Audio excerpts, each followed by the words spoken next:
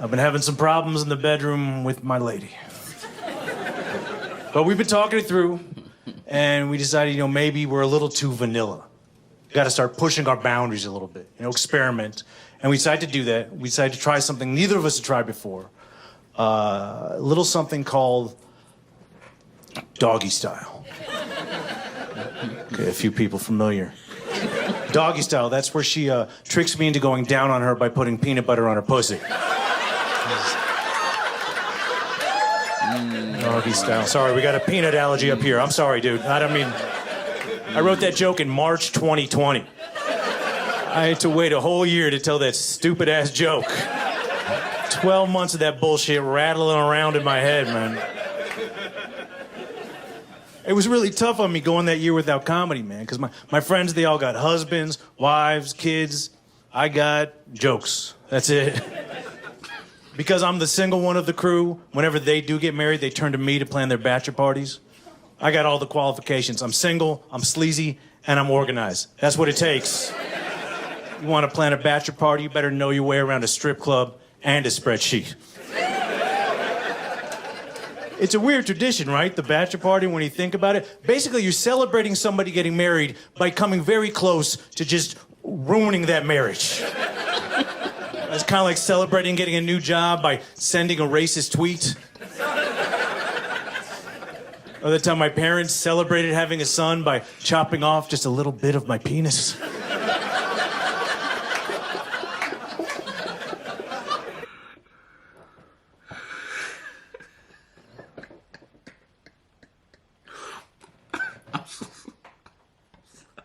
I'm sorry, listen.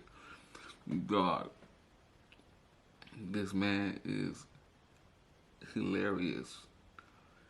If I was there, this would be another comedian I would not be able to let finish. I told y'all, I was at a comedy show with my wife in Vegas, and I was laughing so loud. I'm so surprised that he was able to finish his set. For real, I don't even know how he got through his set. I was laughing so loud, and I was like 2 rows from the front. Small little place, probably like only 7 or 8 rows. Maybe 25, maybe 40 or 50 of us. But this dude is funny as hell, y'all. Let's keep going. I ain't gonna talk y'all to death. Let's go. Last bachelor party I planned was the toughest of all of them because my friend who was getting married, he is gay. That's not the problem. The problem was me and all of his other friends, we were all straight. We were the problem. Because of us, I just wasn't sure what kind of entertainment I was supposed to arrange. I asked a female friend of mine for some advice. She was like, oh, maybe you can plan like a scavenger hunt. He's not that gay. No, we're gonna need a male stripper. It just has to be the right male stripper. I'm thinking 7 to 10 inches of dick.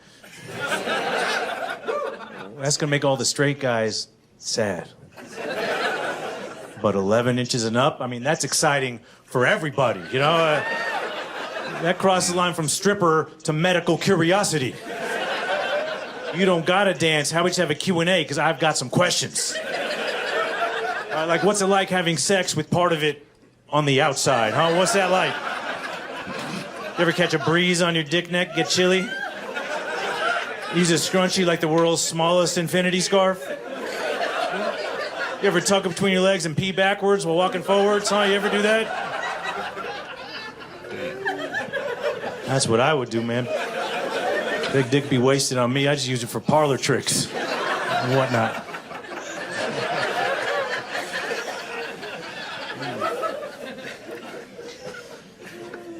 I really thought I'd be married by now, but I am not. Whatever, it's okay. I'm not trying to worry about that. Really, what I'm trying to do now is just focus on living in the present. That's what everyone says is the key to happiness. You just gotta be in the present. We're working really hard on living in the present. So far, not a fan.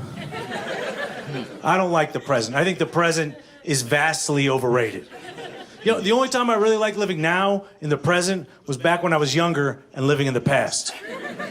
Because back then it wasn't the present, it was the future. And the future of my past was way better than the present that future became. Look, all I'm saying is if you made a ranking of the greatest times of all time. Number 1, future, so much potential. Anything's possible. Number 2, past, because that's when you got the most future. And number 3, dead last, the present. Fucking sucks. Here, I'll prove it to you. Let's think back before the show, when you're living in the future. You're like, oh man, I bet this show's gonna be pretty good. After the show's over, you'll be living in the past. Forget this part, be like, man, that show wasn't bad at all. But right now in the present, most of you don't know what the fuck I'm talking about.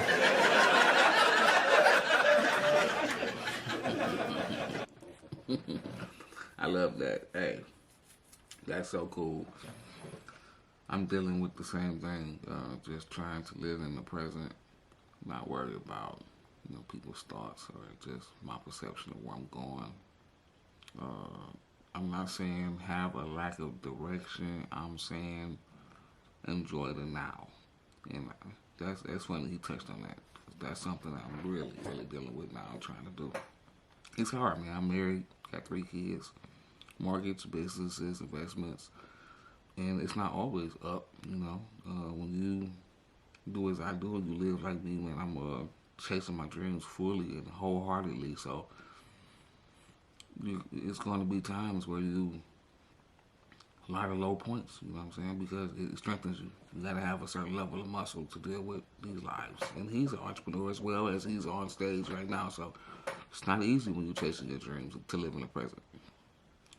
But let's keep going on.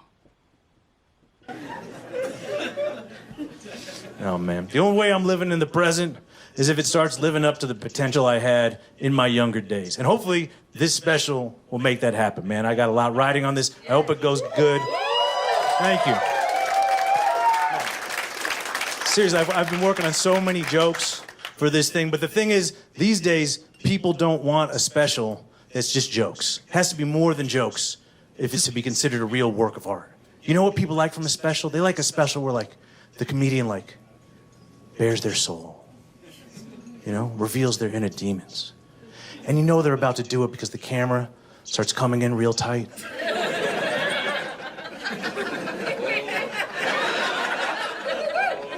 All of a sudden, their voice changes. They sound like a total different comedian. Right? All of a sudden, it doesn't sound like a comedy show. It sounds like you're listening to a story on NPR about how a man with no limbs learned to write opera with his eyebrows. Unfortunately, I'm not that kind of comedian. I don't know, I'm in therapy. Does that help? Is that good? It took me a while to go to therapy, man. I was just kind of scared of therapy. But you know what going to therapy is like? Going to therapy is just like watching an episode of Scooby-Doo. Yeah, therapist is trying to solve the mystery of your haunted head. At the end of every session, they rip the mask off the monster, reveal, it was your parents the whole time. Zoinks, that'll be $200. That's got to be one of the worst parts of having kids, right? No matter how good you do, you knock it out of the park, you're still going to mess that kid up somehow. All right, my parents were great, very loving, very supportive. That's what fucked me up. Love and support, that doesn't prepare you for life. Love and support. I feel like I was training for the Special Olympics. All of a sudden I turned 18, oh shit, I'm in the real Olympics. Now I gotta run a marathon and all my training was hugs and piggyback rides. Another thing that stopped me from going to therapy for a long time, I thought it was too much of a Jewish stereotype. I'm Jewish, in case you couldn't tell from the name and face. And to me, it's so stereotypical, right? A Jew in therapy. Then I go to therapy. Turns out I got a thing called Jewish guilt, which is another stereotype. So basically, I got 2 stereotypes for the price of 1, which is a great deal and a 3rd stereotype.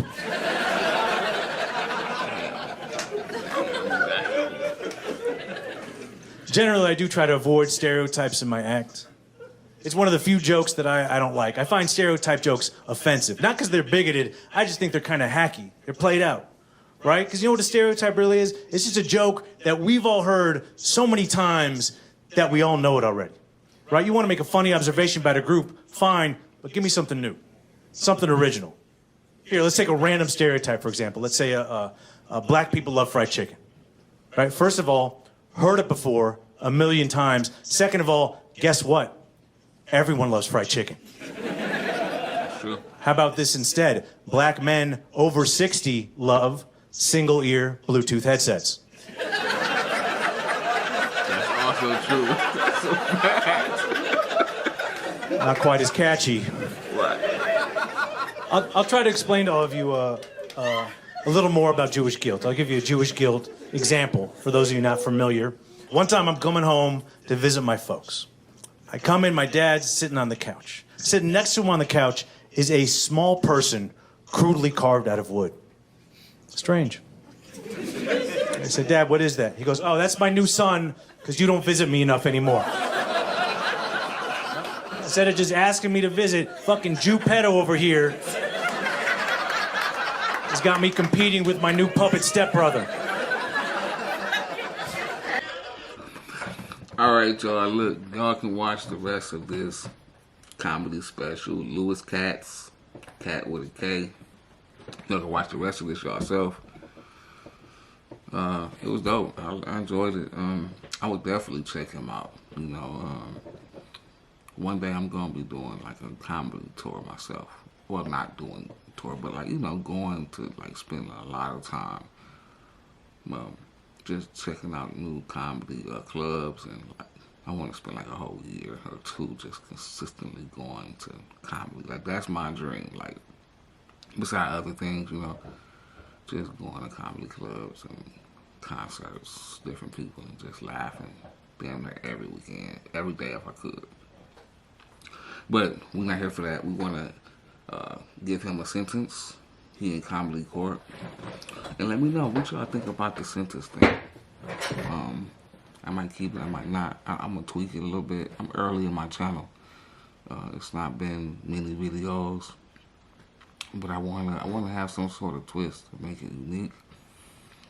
But let me know. But he's on trial. After hearing all the proceedings, we're going to sentence this man.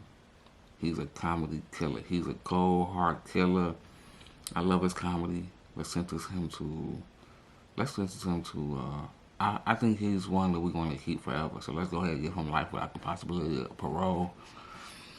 We need him in comedy forever, y'all. Peace.